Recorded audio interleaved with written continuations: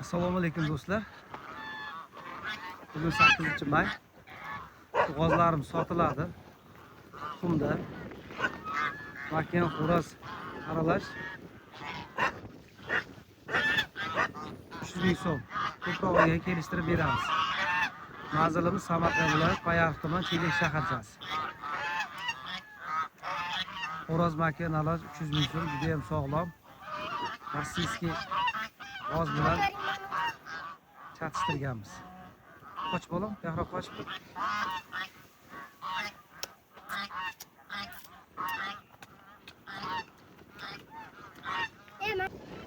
Davudkalarim sotiladi.